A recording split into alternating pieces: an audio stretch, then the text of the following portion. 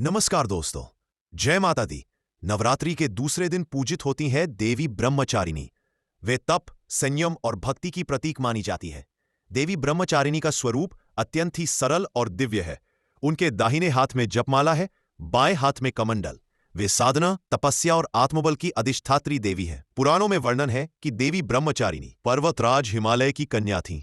वे भगवान शिव को पति रूप में पाने के लिए कठोर तपस्या में लीन हो गईं। हजारों वर्षों तक उन्होंने तप किया, कभी केवल फल खाया, कभी केवल बेलपत्र, और अंत में बिना अन्न जल के भी साधना की। उनकी अटूट निष्ठा से प्रसन्न होकर भगवान शिव ने उन्हें स्वीकार किया। इसीलिए वे तप और ब्रह्मचर्य की देवी कही जाती हैं। देवी ब्रह्मचारिणी की उपासना से साधक को अपार शक्ति मिलती है। पहला लाभ, कठिनाइयों में धैर्य और आत्मविश्वास। दूसरा लाभ, विवाह और दाम्पत्य जीवन में सुख शांति। तीसरा लाभ, ज्ञान, तप और संयम की प्राप्ति।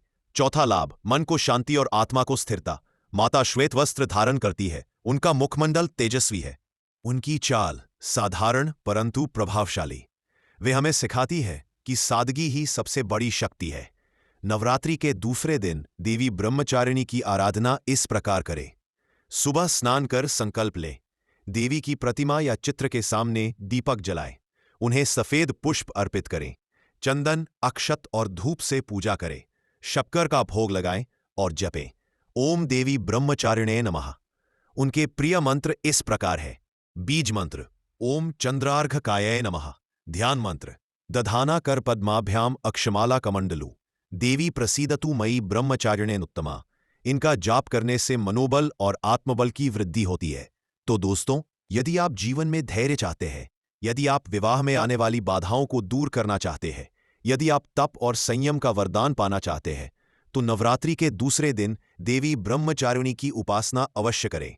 देवी हमें यह सिखाती है कि श्रद्धा और संयम से असंभव भी संभव हो जाता है। उनका आशीर्वाद पाने वाला साधक कभी डगमगाता नहीं। तो इस नवरात्रि देवी ब्रह्मचारिणी का स्मरण कीजिए, उनकी साधना कीजिए और अपने जीवन में शांति, सुख और सफलता को आमंत्रित कीजिए।